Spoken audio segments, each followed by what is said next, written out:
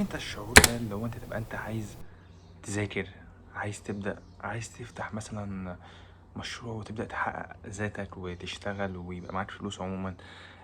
عايز تبطل مثلا عادة سيئة، عايز تعمل أي حاجة في حياتك. فأنت دايما بتلاقي كلمة دايما في بالك: بكرة. لما أكون جاهز. طب لا لا، بكرة مش بكرة بيجي بعد بكرة، فاللي هو كل يوم بكرة. فبكرة دي عمرها ما هتيجي أبدا، مش بتيجي معانا أبدا. وأنا على فكرة أول الناس اللي بقابل المشكلة دي. بس في حاجات لو عرفتها أنت هتقدر تتخطى الموضوع ده.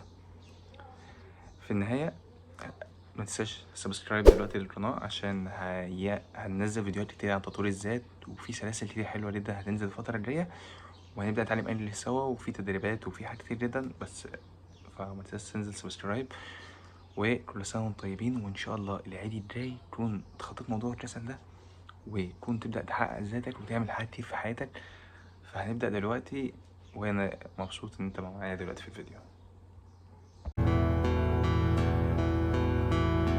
طب الفكرة إحنا ليه بقى بنأجل؟ لأننا أول حاجة إحنا بنخاف من الفشل، إن إحنا نفشل في ده، لأننا مستنيين الظروف إنها تبقى مثالية. وده عمره ما هيحصل، ده عمر ما الظروف هتبقى مثالية وتأمن على طبق من دهب وتقولك يلا ابدأ، وإيه ده كل حاجة جاهزة والشغف موجود وكل حاجة موجودة. مفيش الكلام ده. ولأننا فاكرين إننا عشان نبدأ لازم نكون في قمة الباور، إن أنت تكون الإنرجي بتاعتك 100% جاهزين، عايزين نكسر الوضع. لأ، أنت في ناس بتبدأ وهي ما عندهاش طاقة إنها تبدأ، بس لازم إن أنت تبدأ دلوقتي. ولأنك بتقارن نفسك بناس بدأت من زمان. يعني انت بتشوف، واغلب على فكرة اغلب الحاجات اللي على السوشيال مش حقيقية، وبيكون الناس بيبيعوا لك كلام بحيث ان انت تقعد تاخد كورسات عندهم. فانت ما تصدقش في الكلام بتاع الناس اللي على السوشيال. يقعد يقول مثلا انت ما ينفعش تدخل دخل اقل من نص مليون جنيه، ما فيش انت ازاي كده. كل دي تأثيرات سلبية، ولحد اساسا مش واقعية اساسا. مفيش اي حاجة كده، كل ده عشان يخليك تروح تاخد كورس عنده، هو بيسوق الكورسات بتاعته. فانت متبقاش في الفخ ده. وما تقارنش نفسك بحد بدأ من زمان. قارن نفسك، ما تقارنش غير بنفسك. قارن نفسك بنفسك، شوف نفسك امبارح كنت ايه والنهارده انت كنت ايه. ده اهم حاجه حرفيا لما تدرك البوينت دي. مفيش حد بدأ كان جاهز، ولكن الناس بدأت وهي خايفه، بس بدأت. فالفكره ان احنا هنقوم نبدأ وننسى الكسل ده، حتى لو هنبدأ بحاجه بسيطه. طب ايه البوينت بقى اللي بعد كده؟ اول خطوه هي اصعب خطوه، مش عشان هي صعبة ولا كده، بس عشان انت لسه مش واثق هل انا هنجح، هل الاحلام دي ممكن تتحقق في يوم من الايام. انت مش عارف، بس انت مش لازم تعمل حاجة كاملة. اعمل بداية. لازم اي بداية، اي بداية لازم هيحصل فيها كده. لازم يحصل ضربات في الاول وبعدين تطلع لفوق. احنا هنتعلم من الغلطات اللي كانت موجودة قبل كده. الاستمرار بيجي بعد اول خطوة. يعني اول حركة، اول خطوة منك دي الاستمرار هيجي بعدها، لكن مش هيبقى الاستمرار الاول وبعدين الخطوة. فاحنا لازم نبدأ اول خطوة. مثلا هنفرض افتراض انا عايز اروح الجيم، تمام. انا اعمل ايه؟ اول حاجة هفكر فيها ان انا مثلا اجيب لبس رياضي، زي رياضي، اي حاجة مريحة ليا في التمرين. ايه، هفكر ان انا مثلا عايز مثلا كوتشي مثلا رياضي او كده. هفكر ان انا مثلا مش عايز اروح التدريب لوحدي، فانا هروح اخد حد من صحابي معايا او اخد صاحبتي معايا. انا بقول يعني لو انت افهم. فاللي هو انت مثلا صاحبتي معايا او صاحبتك معاك، بيبقى رفيق تدريبك وهيشجعك انت تكمل. ومثلا انا فكرت مثلا ان انا محتاج مثلا سماعة، عشان مثلا عايز اسمع مثلا عايز اسمع ميوزك او اسمع قرآن، اي حاجة مثلا تسليني وقت التدريب. طب انا هبدأ اجيب حد دي، لان انا دي البداية الحد اللي انا محتاجها عشان اخش ان انا اروح مثلا الجيم. طبعا انت مش محتاج، مش مضطر ان انت لازم يكون معاك كل الحاجات دي عشان ان انت تروح تبدأ. لا، انت بتبدأ من غيرها، الحاجات دي بتيجي مع الوقت. بس الفكرة انك تبدأ في الحاجة المهمة اللي هي الجيم مثلا. وبيكون ليه تأثير كويس جدا الجيم عموما، من جسدي عموما، نفسيا، في حاجات كتير جدا. كفاية ان هو بيخليك تطلع النيجاتيف انرجي اللي جواك. فهتبدأ تطلع مثلا في هيئة تدريبات، هيطلع لك في حاجات مفيدة. فبدل ما اللي هو انت مثلا بتبقى نيتف انرجي دي تقعد معاك في البيت بقى، فاهم انت، تقعد تزل فيد واكتئاب وعياط بقى والدراما في الشارع، الدراما بتاعتنا دي كلها. انا ازاي ابدا حتى لو انا خايف؟ ممكن تبدا باول يوم مثلا، هبدا ب5 دقايق، تاني يوم ب10 دقايق، تلت ساعه، سواء كورسات، سواء مشروع انت عايز تعمله، سواء اي حاجه، عايز تطور من نفسك في حاجات معينه، مثلا كوميونيكيشن سكيلز، عايز تعمل اي حاجه في حياتك، عايز تتعلم انجليش، عايز تتعلم الماني، ابدا اول يوم مثلا ب5 دقايق او 10 دقايق بالظبط. اليوم اللي بعدها ربع ساعه. مع الوقت انت اساسا ممكن تلاقي نفسك اندمجت في حاجه، واللي هو تلاقي نفسك اساسا مش عارف تطلع، او انت اتعودت اساسا لحد تبقى في حياتك، واللي هو انت عشان مثلا تبدا تاخد خطوات جديده، ان انت تلاقي نفسك انت مثلا بتذاكر مثلا حته انجليش، وتلاقي نفسك اتعمقت وركزت قوي في الحته دي. فانت هتروح مثلا هت... هتلاقي نفسك الوقت زاد معاك، بقى تلت ساعة، بقى نص ساعة، يوم في يوم هتلاقي الوقت والمدة بقت أكبر بكتير. طب أنا دلوقتي عندي مثلا هدف كبير، أنا مثلا حاولت أوضح مثلا نفسي، أنا عايز يكون عندي 1,000,000 سبسكرايبر.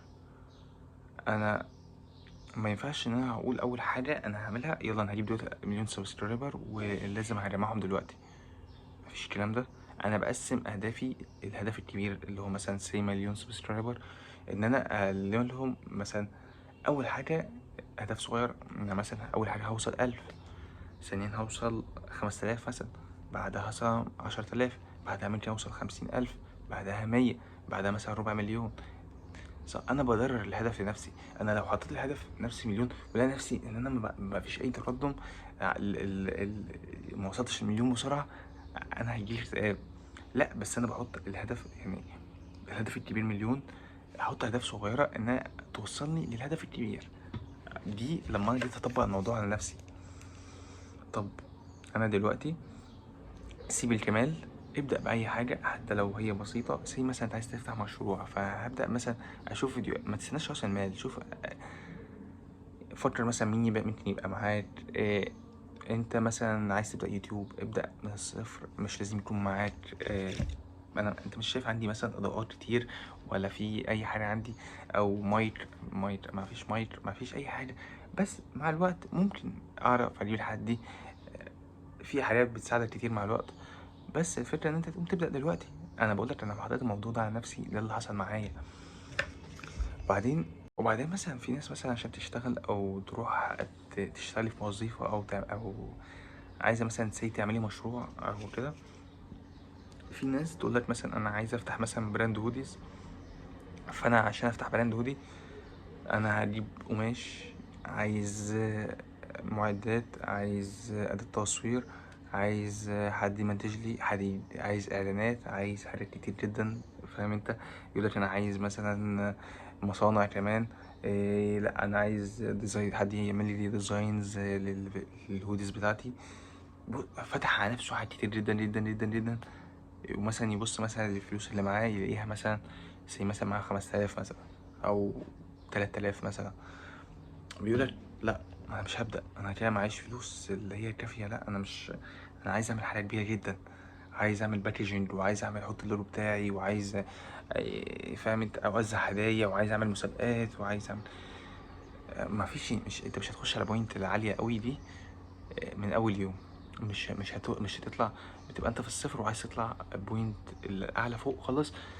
مش تبقى مثلا في اول السلم وعايز تطلع اخر السلم بخطوه واحده، دي مستحيل. لازم في عدة ستيبس عشان توصل للحاجات اللي انت عايزها. فانت بتبدا مثلا، انا مثلا اول مره مثلا انا ممكن ما اقدرش ان انا اشتغل في ان انا افتح مثلا ان انا اجيب قماش وابدا اصنعه والحاجات دي كلها، هلاقيها تكلفه عاليه قوي عليا، وانا مش هقدر، البادجت معايا قليل قوي في الاول. خلاص انا هبدا اشتري مثلا جمله، وابدا اشوف بس الجمله مثلا الكواليتي بتاعتها نظيفه، الحاجات اللي انا مثلا امكانيات لحد ما انا حاططها في دماغي. الديزاينز مثلا في الاول ما عنديش لوجو، احاول احط اي حاجه خفيفه، او ما احطش لوجو في الاول، وبعدين في القدام ممكن احط الماكجينج. مثلا في مثلا ناس عايزه بتحط مثلا في كراتين او كده، فانا عايز اعمل زيهم، بس البادجت اللي معايا مش مكفيه. في مثلا بيبقى في اكياس كده بتتقفل بسوسته، بتبقى اوفر منها، فانت مثلا هتشتري الاكياس دي في فاهم انت في عندك ايه بدايل بسيطة. فانت مش لازم تعقد الدنيا ان هو انت لازم توصل للسلم العالي اللي فوق خالص على طول من اول مرة. مع الوقت انت هتكسب مثلا فلوس بقى، هتلاقي في بادجت جايلك في حد مثلا في الاول مثلا هيشتري منك اتنين تلاتة اربعة خمسة، بعد كده الاوردرات مع الوقت بتزيد معاك، تلاقي نفسك لا في اوردرات انت ممكن ما تلحقش العدد بتاع الاوردرات اللي عندك اساسا. فالفكرة كلها ان انت تبدأ دلوقتي، فكل حاجة تيجي تدريجي، يوم هتبدأ من الصفر، وبعدها لما الاوردرات طلع معاك هتلاقي نفسك ان انت مثلا كسبت فلوس كتير، فهتقول لك يلا ايه ده، طب يلا طب انا اعمل مشروع دلوقتي، وان انا مثلا هكسب فلوس قدام، ساعتها هبدأ اعمل الباكجينج واعمل اعلانات اكتر، في حاجة فلوس زادت معايا، فانا هعمل حاجات كتير عندي. بس الفكرة كلها ان انت تبدأ بس من دلوقتي، يعني مش لازم يعني شرط. كل اللي انا بوضحه ده ان انت مش شرط ان انت تبدا من فوق، مش لازم انت يكون معاك كتير ولا معدات ايه عشان تبدا. كل الفكره انت تبدا من نفسك من جواك، تبقى عايز تبدا وتحاول تطلع اقصى المجهود اللي عندك عشان تعمل حاجه اللي انت بتحبها. كل يوم انت بتأجل فيه، انت عمر يوم هو يوم عن عمرك بيضيع. يوم انت بتبعد فيه عن كل اللي نفسك فيه، عن حياتك اللي انت شخصك نفسك اللي انت كنت نفسك تتمناها ان انت عايزها تكون موجوده، بقتش موجوده. بس يوم ما تبدأ حتى لو بخطوة بسيطة كل حاجة هتتغير، انت ثقتك في نفسك هتزيد، في حاجات كتير في وجهة تفكيرك هتتغير. طب وبعدين في النهاية عايز اقول لك تبدأ دلوقتي. حط انا نفسي ان كل تبقى حاول تتمنوا تبقى حاجة كبيرة في يوم من الايام، ومتنساش تقولي في الكومنتات ايه الحاجة اللي انت مأجلها بقالك كتير وان انت، وخلينا نبدأ سوا. مش لازم تبدأ لوحدك، انا مش هبدأ معاك، انا معاك. دي كانت أول حلقة من سلسلة كلام جد. حتى لو عجبتك السلسلة دي ما تنساش لايك سبسكرايب، ونشوفك في اللي جاي. هنحاول نخش لحاجات كتير تانية عن الارتباط مثلا بتاع الكلية، حياة الكلية اللي بيحصل فيها. فمتنساش سبسكرايب، وإن شاء الله هحاول يكون الكلام ده أثر فيك ولو 1%، ده هيديني سبورت. وإن شاء الله شاركوني في الكومنتات بتاعتكم، وإن شاء الله تكونوا مبسوطين في حياتكم.